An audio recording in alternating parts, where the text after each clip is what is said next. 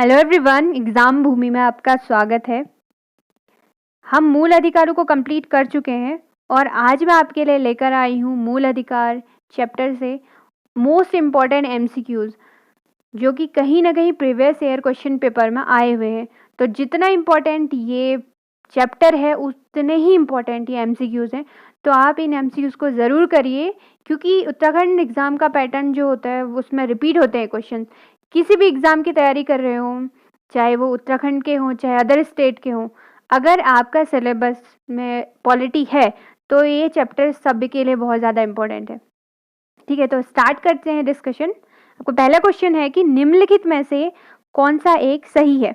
तो question number first है और इसके ऑप्शंस हैं कि भारतीय संविधान में मूल अधिकारों को शामिल करने के लिए नेहरू रिपोर्ट ने समर्थन किया था, पहला स्टेटमेंट, या फिर भारत सरकार अधिनियम 1935 ने किया था, या फिर अगस्त प्रस्ताव 1940 ने किया था, या क्रिप्स मिशन ने किया था।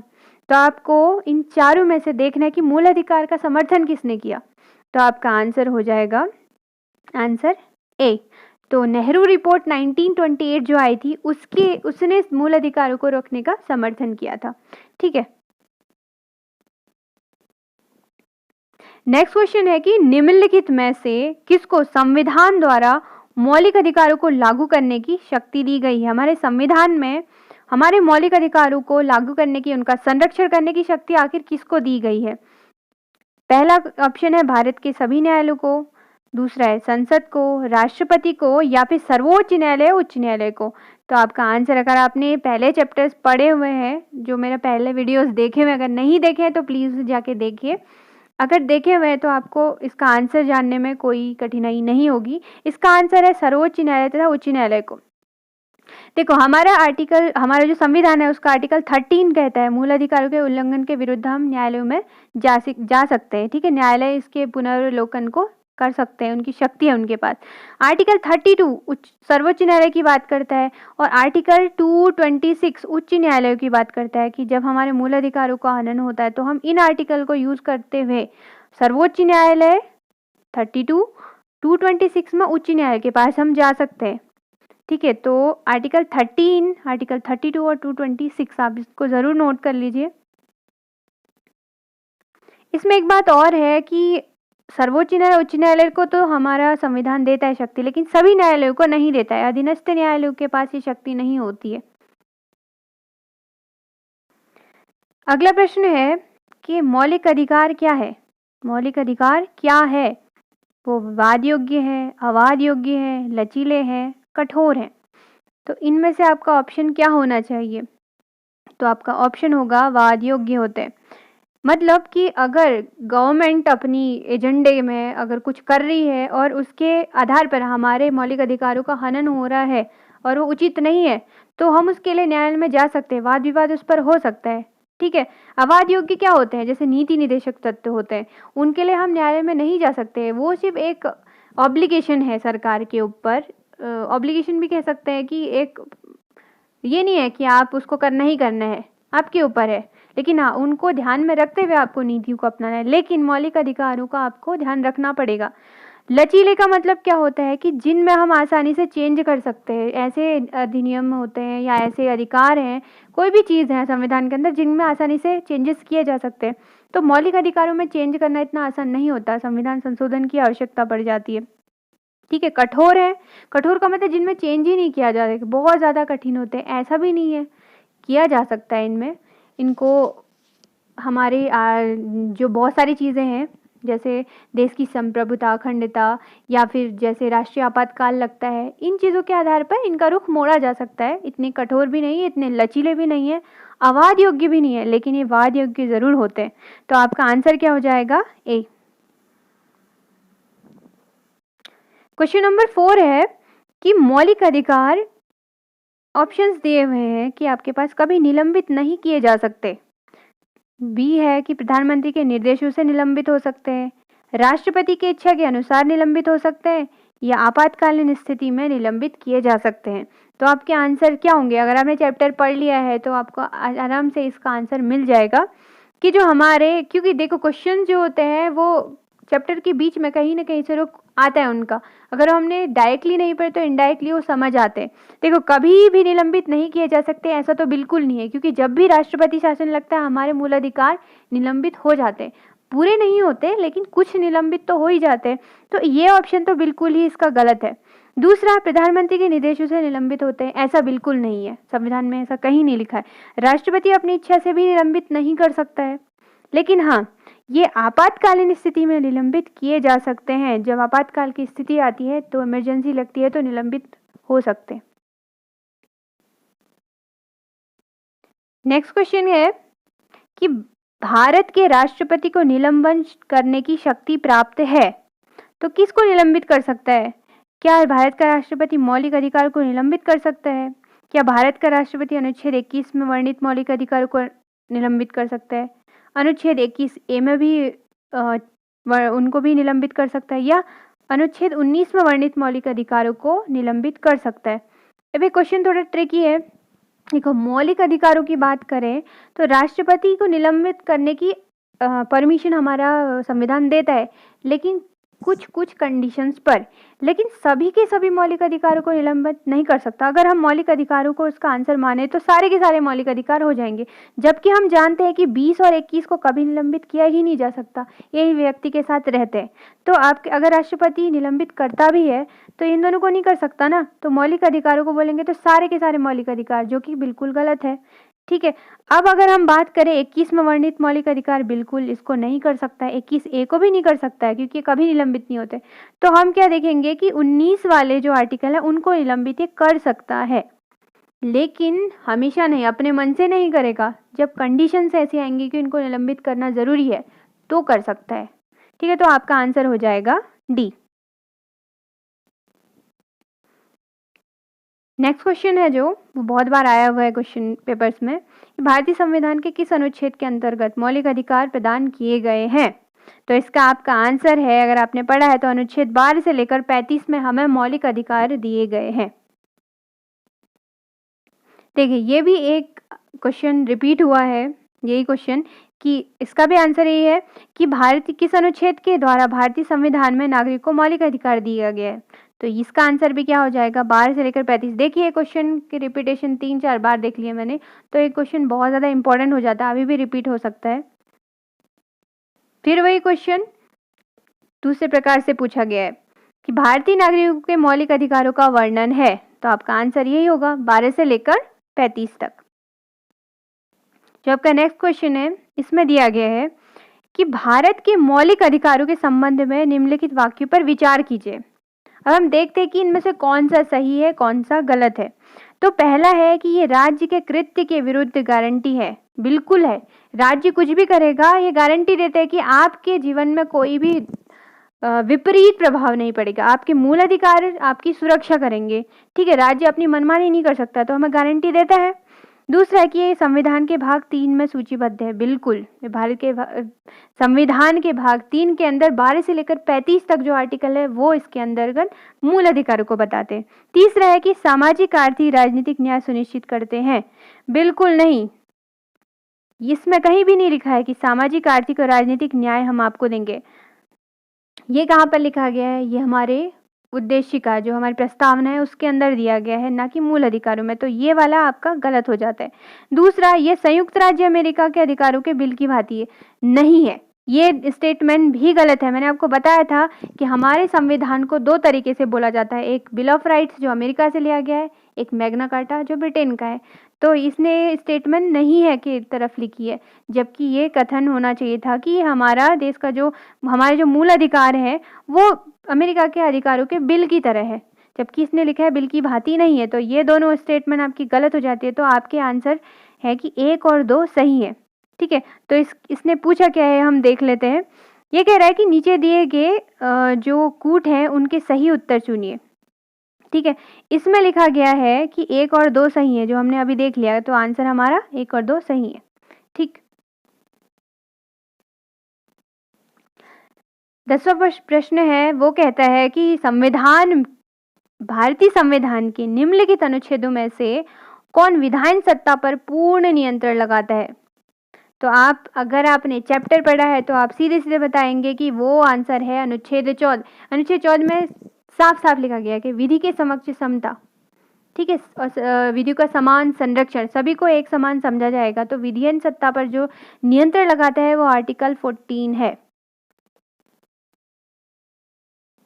नेक्स्ट क्वेश्चन है कि समानता का अधिकार संविधान के निम्न अनुच्छेदों में से किसके अंतर्गत दिया गया है?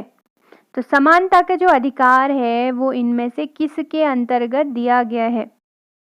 ठीक है, तो आपने पढ़ा ही है कि समानता, फिर स्वतंत्रता का अधिकार, शोषण के विरुद्ध अधिकार, धार्मिक स्वतंत्रता, ठीक है, ये सारी चीजें हमने आपको बता रखी है। तो आपको देख के ही पता लग जाना चाहिए कि 14, 15 और 16 विधि के समक्ष समता, लिंग, मूल, वंश, जाति के आधार पर कहीं भेदभाव नहीं होगा, और लोक नियोजन में स्वतंत्रता, समानता की बात, ये 3 अनुच्छेद आपको करते हैं, अनुच्छेद 14, 15, 16। तो इनके अनुसार आंसर हो जाएगा 2, 3 और 4। तो हम देख लेते हैं 2, 3 और 4 कहाँ पर लिखा हुआ है। ये है आपका आंसर सी। ठीक, तो इसका आंसर हो जाएगा सी। अब नेक्स्ट क्वेश्चन जो है वो कह रहा है कि संविधान के किस अनुच्छेद के तहत शिक्षण संस्थाओं में, जिसमें गैर सरकारी या गैर अनुदान भी सम्मिलित है, उसमें अन्य पिछड़ों, अनुसूचित जाति, अनुसूचित जनजाति के हेतु आरक्षण की सुविधा प्रदान की गई। अब इसमें एक चीज बोली गई है, शिक्षण संस्थानों। जब भी आरक्षण शिक्षण संस्थानों की बात की जाती है, आरक्षण एक तो हम शिक्षण संस्थानों में देते हैं, एक नौकरियों में देते हैं, 2 जगह से आरक्षण मिलता है। तो किस जगह पर शिक्षण संस्थानों की बात की जाती है और किस जगह पर नौकरियों की बात की जाती है, हमें क्लियर होना चाहिए। जब भी हम आर्टिकल 15 की बात करते हैं तो वो शिक्षण संस्थानों में आरक्षण की बात करता है, और अगर हम बात करें 16 तो लोक नियोजन के संबंध में, यानी हम नौकरियों की बात कर रहे हैं।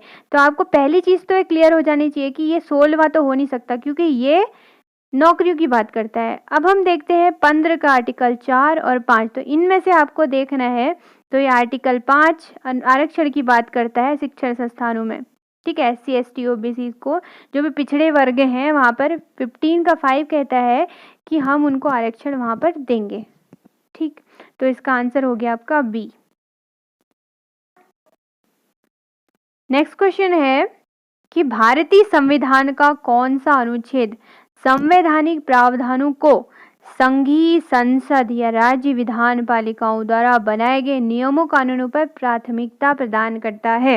ऐसा कौन सा अनुच्छेद है जो संसद ने या विधान परिषदों ने जो भी नियम कानून बनाए उनके ऊपर अब संविधान को रख देता है कि आपने अगर गलत चीज बनाई है तो ये चीज खारिज हो जाएगी? तो इनमें से आपके पास कौन सा ऐसा ऑप्शन आपको लगता है कि जो ये चीज कह देता है कि संविधान ने, अगर संसद ने कोई चीज बनाई भी है या फिर जो विधानसभाएं हैं उन्होंने कोई चीज बनाई है, तो दोनों ने अगर कोई गलत चीज बनाई है, फंडामेंटल राइट्स को हमारे हनन कर दे रही है, तो वो चीज मानी नहीं जाएगी। तो आपका आंसर होगा 13। हमारे 13 आर्टिकल में साफ साफ लिखा गया है, मूल अधिकारों को हनन करने वाली कोई भी विधि नहीं मानी जाएगी।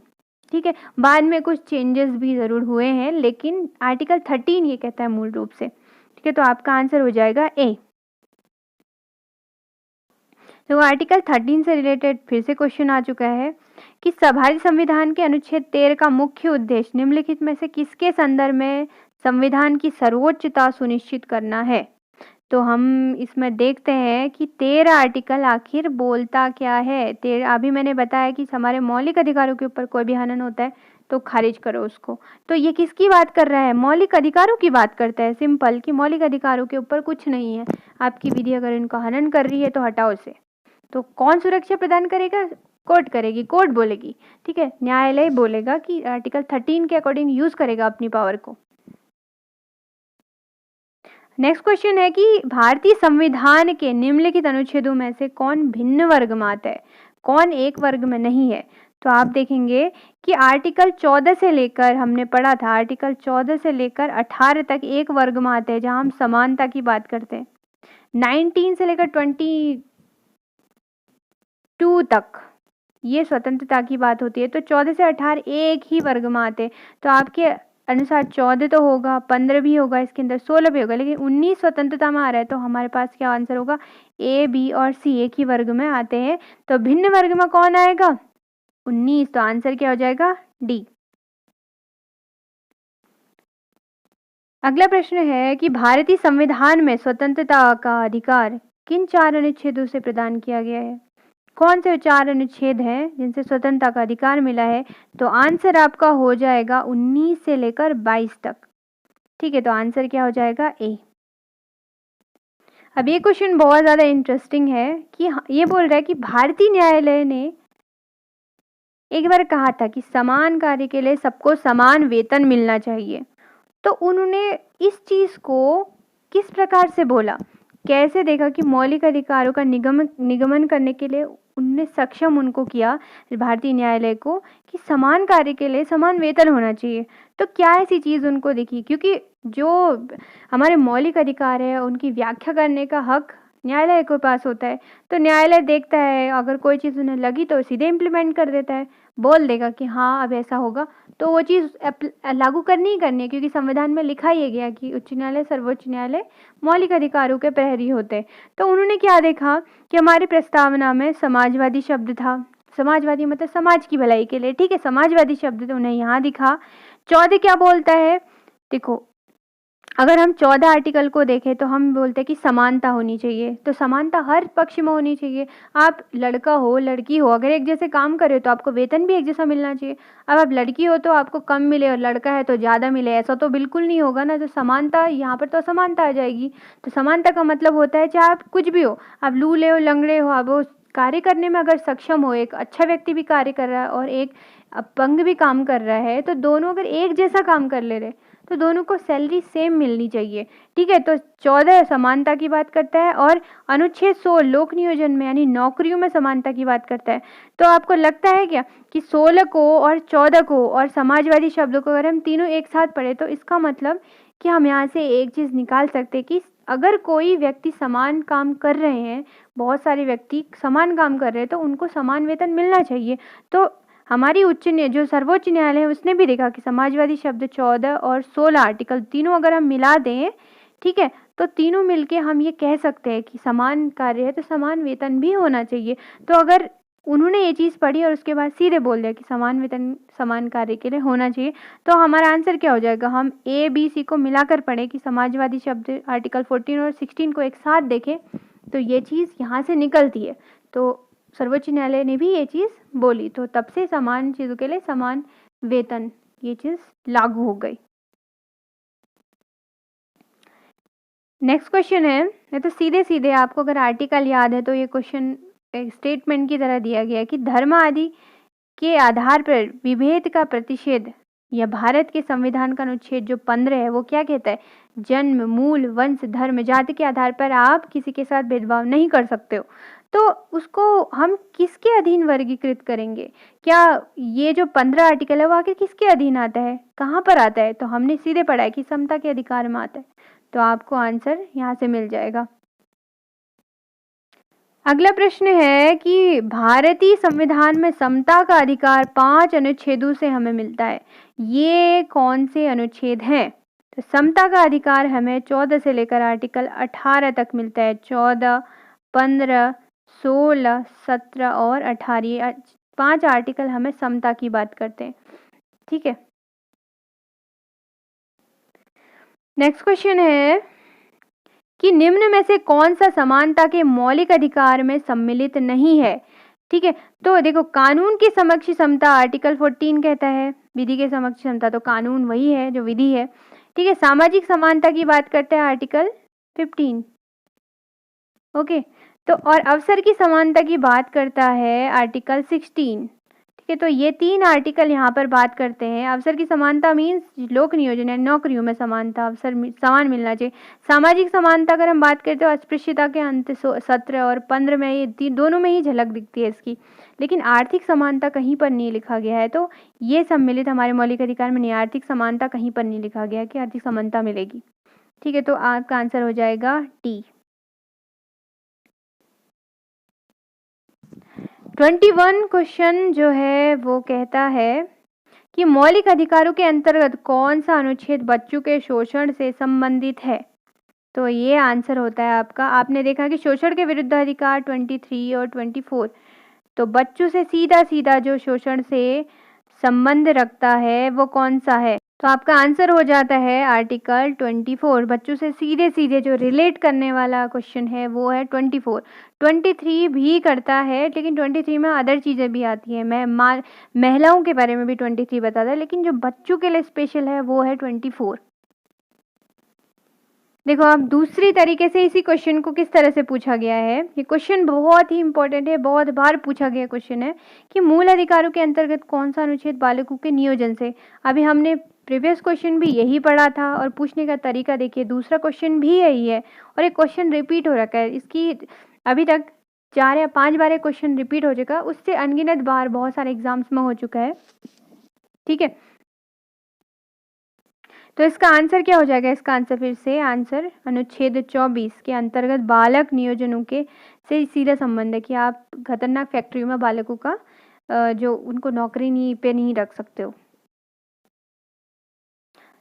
नेक्स्ट क्वेश्चन जो है वो भी सिंपल यही क्वेश्चन है, फिर घुमा के पूछा है कि मूल अधिकार संबंधी संविधान में जो निम्नलिखित अनुच्छेद है उनमें से कौन सा एक प्रत्यक्ष रूप से बालकों के शोषण से संबंधित है। बालकों के शोषण से इसमें कौन संबंधित है? वो अनुच्छेद 24। बालकों के नियोजन से लेकर उनके शोषण से लेकर उनसे संबंधित जो भी है वो 24 में बिल्कुल अच्छे से दिया गया है। नेक्स्ट क्वेश्चन फिर वही और फिर से उसको घुमा के पूछा गया है कि भारत के संविधान के अंतर्गत कौन सा अनुच्छेद कारखानों में बालकों के नियोजन का प्रतिषेध करता है। तो ये भी आंसर आपका 24 अनुच्छेद यानी डी आंसर आपका हो जाएगा। इसी क्वेश्चन को एक बार फिर से घुमा के पूछा गया कि ICCPR के अनुसार कौन सा अनुच्छेद है जो बाल अधिकार को सुरक्षित रखता है। ठीक है, तो इसका आंसर है आर्टिकल 24। ये बाल अधिकारों को सुरक्षित रखता है। ICCPR का मतलब है international convent on civil and political rights. ठीक है, तो इसके अनुसार इसके जो अनुच्छेद 24 है वो भी बाल अधिकारों को वहां पर सुरक्षित रखा गया है। अब जिस तरह से उस क्वेश्चन का रिपीटेशन ज़्यादा था, ये क्वेश्चन भी बहुत इंपॉर्टेंट है। इसका भी जो इसकी भी रिपीटेशन है वो बहुत ज़्यादा है, तो इस क्वेश्चन को भी आप बिल्कुल याद रखिए। ये क्वेश्चन बहुत बार पूछा गया है। तो क्वेश्चन क्या है कि संविधान के किस प्रावधान द्वारा अस्पृश्यता का उन्मूलन किया गया है। अस्पृश्यता मतलब छुआछूत, तो हम जानते हैं कि आर्टिकल 17 अस्पृश्यता का उन्मूलन की बात करता है। ठीक है, तो इसका आंसर हो गया आपका डी। अब नेक्स्ट जो है वो भी सिंपल है और उसमें अस्पृश्यता लिखा था, यहाँ पर लिखा है कि संविधान का छुआछूत से संबंधित है। तो आपको थोड़ा सा लैंग्वेज बदल के भी दे सकता है। आपको छुआछूत को अस्पृश्यता कहते हैं, ये भी आपको पता होना चाहिए। तो इसका आंसर क्या है कि भारत का संविधान का छुआछूत से संबंधित कौन सा अनुच्छेद छुआछूत से संबंधित है। तो ये है आपका सी आंसर, अनुच्छेद 17। नेक्स्ट क्वेश्चन है वो कहता है कि न्यायालय उपधारित कर सकता है कि अपराध घटित करने वाला कोई कृत्य अस्पृश्यता के आधार पर किया गया था। ठीक है, यदि ऐसा अपराध के संबंध में किया गया है, अगर किसी समुदाय के संबंध में हमने कोई अपराध किया गया है तो न्यायालय इसको निर्धारित करेगा कि अपराध अस्पृश्यता के आधार पर किया गया है या नहीं किया गया। तो कौन सा ऐसा समुदाय है जिसके अगेंस्ट अगर हम कोई एक्टिविटी करें और न्यायालय उसको अस्पृश्यता के आधार पर निर्धारित कर दे कि हाँ आपने इस चीज़ 17 आर्टिकल को वायलेट किया है। ठीक है, आर्टिकल 17 अस्पृश्यता की बात करता है। तो कौन से समुदाय के खिलाफ अगर हम कोई चीज़ ऐसी करें तो ऐसा कौन सा समुदाय हो सकता है। तो इसका आंसर होना चाहिए अनुसूचित जाति। जब हम एससी के खिलाफ, एससी के अगेंस्ट, जैसे हम आर्टिकल 17 में क्या कहा गया कि जो एससी कम्युनिटी होती है पहले से ही वो छुआछूत अस्पृश्यता से काफ़ी प्रभावित रही है, लोग उनको थोड़ा सा डाउन समझते हैं। अगर इनके खिलाफ, अगर इनके विरुद्ध हमने कोई ऐसी एक्टिविटी की जो अस्पृश्यता उन्मूलन, जो अस्पृश्यता के आधार पर हमने कुछ कर दिया, तो उच्चतम न्यायालय जो है वो इस चीज़ को निर्धारित कर सकता है कि हाँ आपने इनके अगेंस्ट अस्पृश्यता के आधार पर कोई ऐसी चीज़ की है। ठीक है, तो कहीं पर भी अस्पृश्यता की बात हम अनुसूचित जाति के संबंध में ही बोलते हैं, तो आप ये याद रखिएगा। ये क्वेश्चन बहुत ज़्यादा इम्पोर्टेंट है। अच्छा, नेक्स्ट क्वेश्चन क्या है, ये क्वेश्चन थोड़ा सा ट्रिकी है लेकिन आपको ये बहुत इंटरेस्टिंग भी लगेगा कि भारत में अस्पृश्यता का निवारण इनमें से किन उपायों के द्वारा किया जा सकता है। हमें लगेगा कि सारे के सारे सही हैं, लेकिन आप गौर से देखेंगे तो कुछ छोटे से पॉइंट्स आपको दिखेंगे यहाँ पर कि हम अस्पृश्यता का निवारण आखिर किन आधार पर कर सकते हैं। तो ये आया हुआ क्वेश्चन है। कानून बनाकर कर सकते हैं, शिक्षा की उन्नति के द्वारा, जन जागरण के द्वारा, नौकरियों में प्रवेश करवा के। तो यहाँ पर क्या है, कानून बनाकर बिल्कुल हम उपाय कर सकते हैं, क्योंकि कानून बनाएंगे तो लोग डरेंगे, लोग अस्पृश्यता के आधार पर लोगों के साथ भेदभाव नहीं करेंगे। शिक्षा की उन्नति करेंगे तो बिल्कुल, हम पढ़े लिखे हैं तो हमारा माइंडसेट थोड़ा अलग होगा। जन जागरण को जागृत करके हाँ बिल्कुल हम कर सकते हैं, लेकिन नौकरी में प्रवेश दिला के हम अस्पृश्यता को ख़त्म नहीं कर सकते। आप देखे होंगे कि आरक्षण जहाँ है तो हम क्या कहते हैं कि एससी को आरक्षण दिया गया है, तो हम क्या एससी कहना भूलते हैं नहीं, हमें एक अलग ही इमेज बन जाती है हमारी कि हाँ ये एससी है इसलिए इनको आरक्षण दिया गया है, जनरल है इसलिए इनको नहीं दिया गया है। तो एक वहाँ पर ना गैप क्रिएट हो जाता है। तो हम ये नहीं कह सकते कि अगर नौकरी में प्रवेश दिलाओगे, वो तो इसलिए कि वो कम्युनिटी पहले से बहुत डिप्रेस थी, तो उसको थोड़ा सा उत्थान करने के लिए और इकोनॉमिकली थोड़ा ऊपर बढ़ाने के लिए कि वो अपने लिए काम कर सकें, उसके लिए उनको प्रवेश दिलाया गया, नौकरियों में आरक्षण दिलाया गया, नौकरी में उनको प्रवेश दिया गया। लेकिन इसका मतलब ये नहीं है कि यहाँ से हम अस्पृश्यता का उन्मूलन कर पाएँ, बिल्कुल नहीं हो सकता। तो आपके आंसर क्या होंगे 1, 2 एंड 3, तो आपका आंसर हो जाएगा ए 1, 2 और 3 सही है। इससे अस्पृश्यता उल्लंघन हो मतलब निवारण हो सकता है, नौकरी में प्रवेश दिलाकर नहीं हो सकता।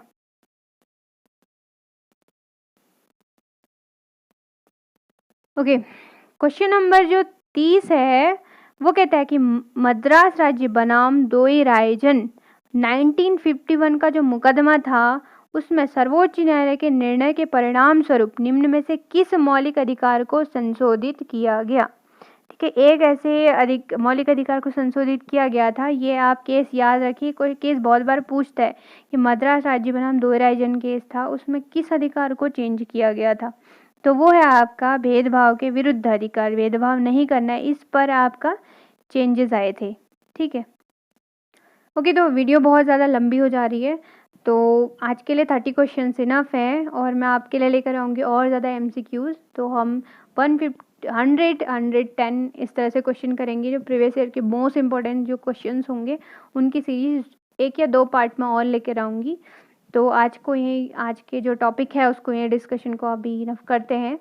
तो नेक्स्ट वीडियो जब तक नहीं आती तब तक के लिए अपना ध्यान रखिए। Thank you. और अगर वीडियो पसंद आती है, MCQs बहुत ज़्यादा अच्छे लगते हैं, तो प्लीज़ इस चैनल को सब्सक्राइब करें, शेयर करें वीडियोस और लाइक कर दीजिए, कमेंट कर दीजिए। ठीक है, तो तब तक के लिए, जब तक नई वीडियो आती है तब तक के लिए अपना ध्यान रखिए। Thank you so much.